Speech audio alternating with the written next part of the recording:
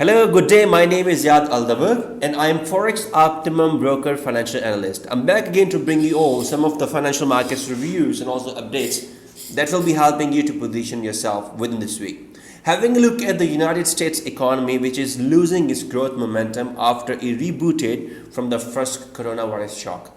The unemployment in the US is decreasing with a very slow pace. Lifting of existing restrictions due to the coronavirus infections spread was put on hold, or new measures are imposed by most of the states within the country.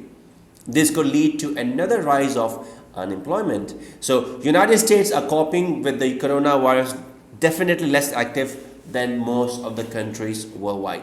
The authorities in Houston, Los Angeles and Miami are considered re-establishing quarantine again.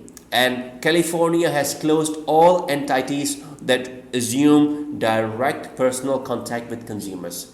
Tightening of restrictive measures could become a serious threat to stock assets. Oil markets but could serve as a great support for safe haven assets. Having a look at gold, which may benefit the most among safe haven assets, gold prices are steady above $1,800 per troy ounce and are performing an attempt for another rise again.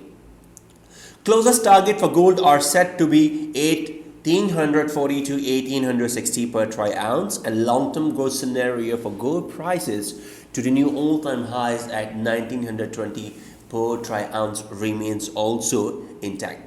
The demand for the US treasuries will be in demand, and also moreover the Federal Reserve also approved limitless purchases of treasuries without targeting the yield. So yield may follow or fall below 0.6% on this backyard.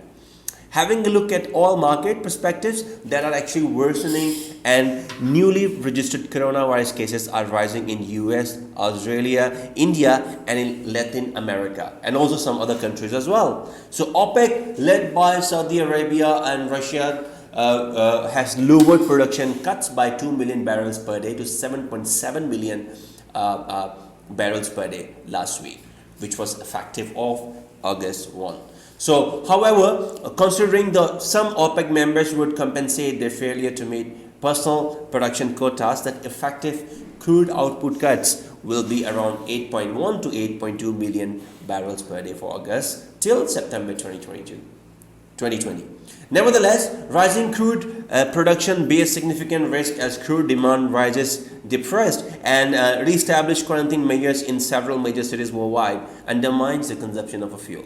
Major stock index, which actually closed on the positive note last week, as market participants hope that the support of the global economy from the government would continue.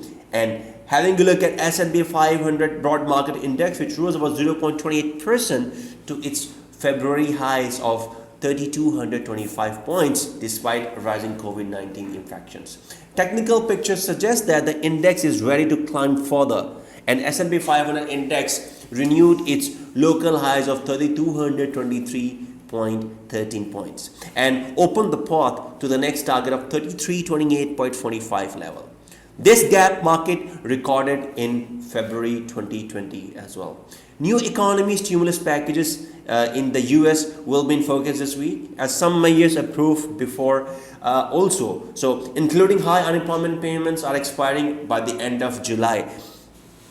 And talking about US President Donald Trump said the new package should consider lowering taxes on salaries, otherwise he will not sign it. Republicans are debating over lowering unemployment payments to $200 to $400 from the current of $600 per week. US statistics on real estate market should also will be in focus this week, as well as crude and oil products reserves reports within this week. So for now, I will be signing off and we'll be bringing you all more updates later on. Till then, stay tuned and have a great trading week.